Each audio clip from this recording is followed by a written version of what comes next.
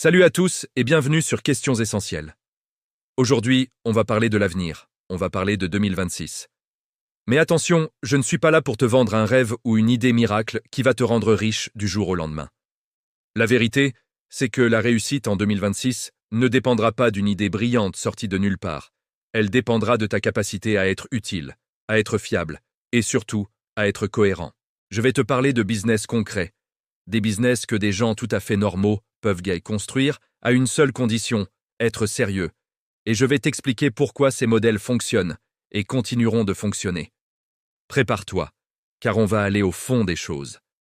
Pour comprendre comment réussir en 2026, il faut d'abord changer ta façon de penser. Pendant des années, on nous a bassinés avec la question « Quelle est la meilleure idée de business ?» En 2026, cette question est obsolète. La vraie question, celle qui compte vraiment, c'est « Quel problème clair puis-je résoudre pour des gens précis ?» C'est aussi simple que ça, l'utilité avant l'originalité. Et pour ça, il suffit de constater que les problèmes humains fondamentaux ne changent pas. Les gens voudront toujours gagner du temps, gagner de l'argent ou réduire un stress concret dans leur vie. C'est tout. Plus le problème auquel tu t'adresses est clair et précis, plus ton business sera simple à construire et à vendre. Ceux qui échouent sont souvent ceux qui cherchent désespérément une idée que personne n'a jamais eue. Ils veulent être le prochain Zuckerberg. Mais ceux qui réussissent, la plupart du temps, sont ceux qui observent un problème existant et se disent simplement « je peux le résoudre de manière fiable ». L'originalité, c'est un bonus. L'utilité, c'est le fondement. Maintenant, parlons de l'erreur que je vois partout, l'erreur qui condamne 9 projets sur 10 avant même qu'ils ne commencent. Beaucoup de gens démarrent avec des intentions, pas avec des projets. Ils se disent « je veux être entrepreneur, je veux être libre, je veux gagner beaucoup d'argent, mais ça, ce ne sont pas des plans d'action, ce sont des souhaits, des désirs vagues. C'est comme dire « je veux être heureux », sans savoir ce qui te rend vraiment heureux. Un business solide, un projet qui a une chance de voir le jour, commence toujours par une phrase très simple, une formule presque magique. J'aide X à obtenir Y grâce à Z. X, c'est le client idéal. Qui veux-tu aider? Sois précis. Pas les gens, mais les jeunes parents qui manquent de temps, les artisans qui galèrent avec le numérique. Y, c'est le résultat concret que tu veux leur apporter, pas être mieux, mais perdre 5 kilos, obtenir 3 nouveaux clients par mois, économiser 200 € sur leur facture. Et Z, c'est la méthode, le service, le produit, c'est le comment. Si tu n'es pas capable de formuler cette phrase clairement en moins de 15 secondes, alors ton business n'existe pas encore. C'est un test brutal, mais nécessaire. Prends une feuille, un stylo et essaie. J'aide les coachs sportifs à remplir leur agenda de rendez-vous grâce à un système de publicité sur les réseaux sociaux. Boum! Ça, c'est un business. Tout le reste, c'est du vent. Alors, maintenant qu'on a posé les bases, passons aux idées concrètes, des business qui ne sont peut-être pas glamour, mais qui sont rentables et qui le seront encore plus en 2026. Première catégorie, les business de compétences. On sous-estime énormément les compétences qu'on possède déjà. Sais-tu utiliser Excel comme un pro, pas juste pour faire des listes, mais pour créer des tableaux de bord dynamiques? Sais-tu monter des vidéos de manière fluide et captivante? Ou peut-être que ton talent, c'est d'organiser, de structurer, de simplifier le chaos. Ces compétences sont de l'or. Exemple concret, tu peux aider des freelances débordés à automatiser leur facturation avec un simple tableur bien configuré. Tu peux aider des coachs qui ont plein d'idées à structurer leurs offres pour qu'elles soient claires et désirables. Tu peux aider des entreprises locales, comme le plombier ou le boulanger du coin, à améliorer leur présence en ligne pour qu'on les trouve enfin sur Google Maps. Ce n'est pas sexy, je te l'accorde. Et tu ne feras certainement pas la une des magazines, mais c'est incroyablement rentable. Pourquoi? Parce qu'en 2026, comme aujourd'hui, les entreprises paieront toujours et paieront cher pour 3 choses. Gagner du temps, réduire leurs erreurs et augmenter leur efficacité. Si ta compétence permet l'une de ces 3 choses, tu as un business viable. Deuxième catégorie, les business autour de l'intelligence artificielle, mais sans être un ingénieur. Beaucoup de gens entendent IA et pensent qu'il faut être un génie du code. C'est totalement faux. La vraie opportunité pour 99% des gens n'est pas de créer l'IA, mais de l'implémenter.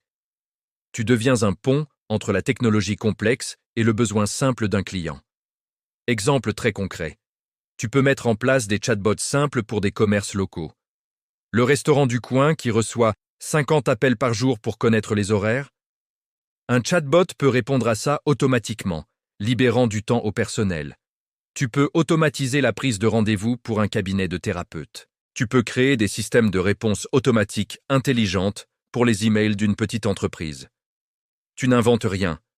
Tu utilises des outils qui existent déjà, souvent très simples d'accès, et tu les configures pour résoudre un problème réel. Ceux qui vont vraiment gagner de l'argent avec l'IA dans les années à venir ne seront pas forcément ceux qui la comprennent en profondeur, mais ceux qui comprennent les problèmes des gens et qui savent utiliser l'IA comme un simple outil pour les résoudre. Troisième idée, la combinaison création de contenu et offre simple. Attention, ici, pas besoin de viser des millions de vues. L'ego ne paie pas les factures. L'objectif est de construire une audience qualifiée, même petite, autour d'un sujet précis. Imagine une chaîne YouTube sur la remise en forme pour les gens de plus de 40 ans, qui ont des contraintes et des douleurs différentes. Ou une newsletter hebdomadaire sur la productivité pour les freelances, avec des astuces concrètes qu'ils peuvent appliquer tout de suite. Ou même un compte TikTok éducatif sur la gestion financière pour les étudiants. Tu partages ton savoir gratuitement, tu donnes de la valeur et tu construis de la confiance. Et une fois que cette confiance est établie, tu proposes quelque chose de payant. Un accompagnement personnalisé, une formation courte et très ciblée ou un service premium. Le contenu gratuit attire l'attention et filtre les curieux, et la valeur que tu apportes justifie la vente. C'est un modèle puissant car il est basé sur la confiance, la monnaie la plus précieuse de notre époque. Quatrième piste, l'éducation pratique. J'insiste sur le mot « pratique » car les gens en ont marre de la théorie. Ils ne veulent plus acheter des formations de 80 heures sur des concepts abstraits. Ils veulent des résultats mesurables, ils veulent une transformation. Ton business doit être un pont entre le point A, où ils sont aujourd'hui avec leurs problèmes, et le point B, où ils veulent être demain avec la solution. Et ce pont doit être le plus court et le plus solide possible. Par exemple, aider quelqu'un à perdre 5 kilos en 90 jours, pas juste à mieux manger. Aider un graphiste à obtenir ses 3 premiers clients payants, pas juste à améliorer son portfolio. Si tu peux guider quelqu'un clairement du point A au point B, avec des étapes, des actions, un suivi, tu n'as pas juste un produit, tu as une solution. Et les gens paieront toujours pour une solution. Plus ta promesse est spécifique, plus elle est puissante. Et enfin, cinquième catégorie, souvent la plus sous-estimée, les services locaux premium. On a tendance à chercher des business en ligne scalables à l'infini, mais on oublie l'or qui est juste sous notre nez. Pense à des services comme le nettoyage haut de gamme pour des résidences de luxe ou des bureaux d'avocats, la maintenance informatique locale pour les PME qui n'ont pas de service informatique interne, la gestion des réseaux sociaux pour les commerces de la ville qui n'ont ni le temps ni les compétences pour le faire. Je vais te dire ce que la majorité des gens recherchent dans ces services. 3 choses, quelqu'un de fiable, quelqu'un de ponctuel et quelqu'un de professionnel. Ça a l'air basique. Et pourtant, en 2026, être simplement sérieux et tenir ses promesses sera déjà une qualité rare qui te distinguera de 90% de la concurrence. Ne sous-estime jamais le pouvoir de l'excellence dans les choses simples. Maintenant que tu as ces pistes, comment choisir la bonne idée? Comment ne pas se tromper?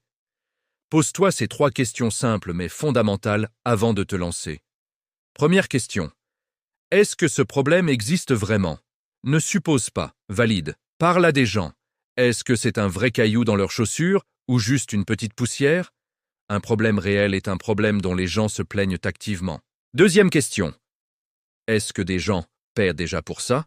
C'est contre-intuitif, mais la présence de concurrence est une bonne nouvelle. Ça veut dire qu'il y a un marché. Si personne ne paie pour résoudre ce problème, c'est peut-être qu'il n'est pas assez douloureux. Ton but n'est pas d'inventer un marché, mais de prendre une part d'un marché existant en étant meilleur, plus fiable ou plus spécialisé. Et troisième question, la plus personnelle. Est-ce que je peux devenir meilleur que la moyenne sur ce sujet avec de la discipline? Tu n'as pas besoin d'être le meilleur expert du monde le premier jour.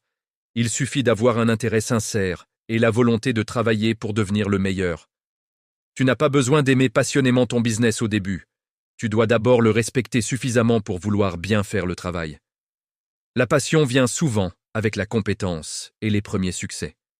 Si tu peux répondre oui à ces 3 questions, alors tu as une piste solide. Tu peux commencer. Pour conclure, la réussite en 2026 ne sera pas spectaculaire pour la plupart des gens.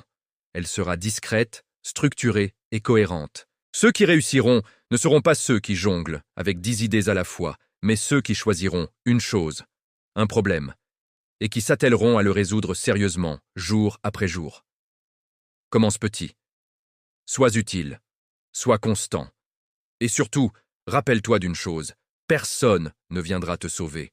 Personne ne viendra construire ton projet à ta place. Mais la bonne nouvelle, c'est que tu as déjà tout ce qu'il faut pour commencer à construire. La compétence, tu peux l'acquérir.